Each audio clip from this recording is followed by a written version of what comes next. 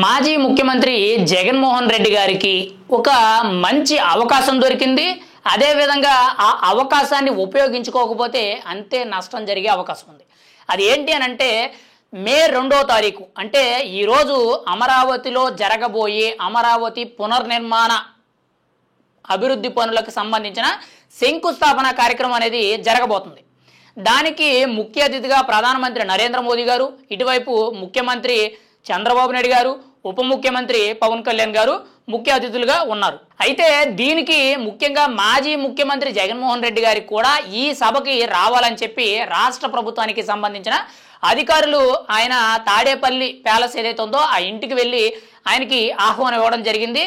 ఆయన ఆ సమయంలో అందుబాటులో లేరని చెప్పి తన పిఏ కేఎన్ఆర్ గారు, నాగేశ్వర రెడ్డి గారు ఎవరైతే ఉన్నారో ఆయనకి ఇన్విటేషన్ అయితే ఇవ్వడం జరిగింది.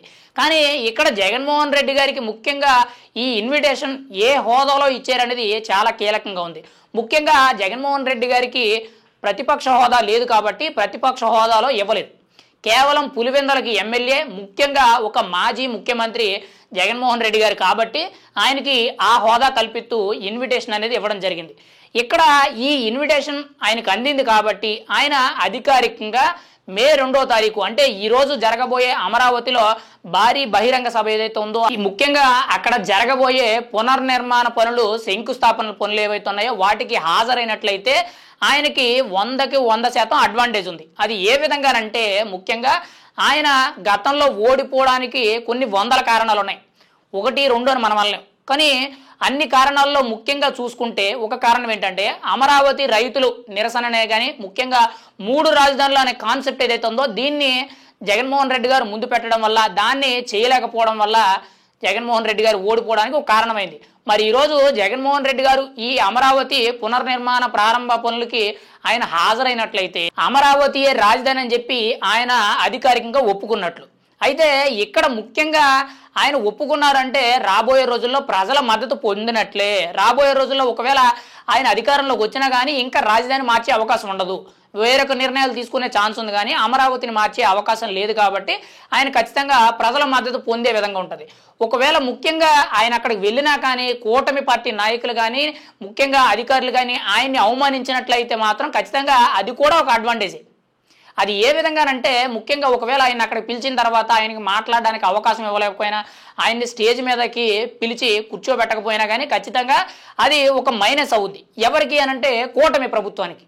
మరి ఖచ్చితంగా జగన్మోహన్ రెడ్డి గారు అక్కడికి వెళ్ళినట్లయితే 2 విధాలుగా అవకాశం ఉంది.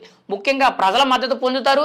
రెండోది ఒకవేళ కూటమి ప్రభుత్వం ఆయన్ని అవమానించాలని చూసినా కానీ, ఒకవేళ అవమానించినా కానీ అది ఆయన మీడియా పరంగా కానీ రాజకీయంగా పెద్ద ఎత్తున మార్కెటింగ్ చేసుకోవచ్చు. అంటే ఇలా కూటమి ప్రభుత్వ నాయకులు పిలిచారు, పిలిచిన తర్వాత నేను వెళ్ళాను, నన్ను ఇలా అవమానించారు అనేది పెద్ద మైనస్ అవుద్ది. ఒక రకంగా చెప్పాలంటే ప్రజల్లో వ్యతిరేకత అనేది పెంచే విధంగా జగన్మోహన్ రెడ్డి గారికి ఇటు ప్లస్ పాయింట్ అవుద్ది, ఇటు కూటమి ప్రభుత్వానికి మైనస్ అవుద్ది. ఇక్కడ వరకు బాగానే ఉంది. అదే జగన్మోహన్ రెడ్డి గారు అమరావతి పునర్ప్రారంభ పనులకి ఆయన హాజరవ్వకపోతే, అంటే ఆ సభకు ఆయన వెళ్ళకపోతే ముఖ్యంగా జగన్మోహన్ రెడ్డి గారికి ఇంకా ప్రజల్లో వ్యతిరేకత అనేది ఎక్కువ అవుతుంది. ఎందుకనంటే ఈయన అమరావతికి వ్యతిరేకం ఆల్రెడీ తెలిసిందే. కానీ ఇప్పుడు కూడా వెళ్ళలేదంటే ఇప్పుడు కూడా ఈయన మారలేదు, ఈయన ఓడిపోయినా కూడా మారలేదు, ఈయన ఇంకా 3 రాజధానులు అనే మాట మీదే ఉన్నారు అని చెప్పి చాలా వరకు కూడా ఇంకా నెగిటివ్ పెరుగుద్ది ఖచ్చితంగా. అండ్ ముఖ్యంగా ఆయన అక్కడికి వెళ్ళకపోతే అసలు అక్కడికి వెళ్ళనే లేదు, ఆయన ఎలా మాట్లాడతారు, ఈయన ఒకవేళ ఏదైనా మీడియా సమావేశం పెట్టి ఏదైనా వ్యతిరేకంగా మాట్లాడారంటే అది ఇంకా మైనస్ అయ్యే ఛాన్స్ ఉంది. ఆహ్వానం వచ్చినప్పుడు ఆయన మర్యాదపూర్వకంగా అక్కడికి వెళ్ళాలి.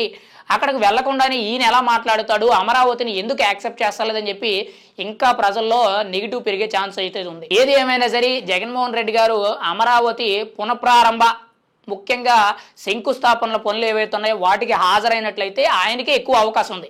కానీ ఆయన హాజరు కాకపోతే ఆయనకు మైనస్ కూడా ఉంది కాబట్టి మరి ఆయన ఏ విధమైన డెసిషన్ తీసుకుంటారు, ఖచ్చితంగా వెళ్తారా లేదని చూడాలి. ఆయన గతంలోనే అసెంబ్లీకి వెళ్ళలేదు, ముఖ్యంగా గతంలో జరిగిన కొన్ని అధికారిక కార్యక్రమాలకు కూడా ఆయన హాజరు కాలేదు కాబట్టి మరి ఏం చేస్తారు అనేది చూడాలి. ఏది ఏమైనా సరే జగన్మోహన్ రెడ్డి గారు అయితే 100కి 100 పాళ్ళు అమరావతికి జగన్మోహన్ రెడ్డి గారు వెళ్ళరు అనేదే ఎక్కువగా ఎక్కువగా మీడియా అంతా కూడా ప్రచారం జరుగుతుంది. మరి జగన్మోహన్ రెడ్డి గారు వెళ్తే ఏ విధంగా ఉంటుంది, వెళ్ళకపోతే ఏ విధంగా ఉంటుంది అనేది తదుపరి పరిణామాలు అయితే మనమైతే ఎదురు చూడాలి. మరి ఇన్విటేషన్ అయితే కూటమి ప్రభుత్వం తరపు నుంచి ముఖ్యంగా రాష్ట్ర అధికారులు ఎవరైతే ఉన్నారో వాళ్ళందరూ కూడా పంపించడం జరిగింది. మరి జగన్మోహన్ రెడ్డి గారు వస్తారా లేదా అనేది మనం అయితే ఎదురు చూడాలి.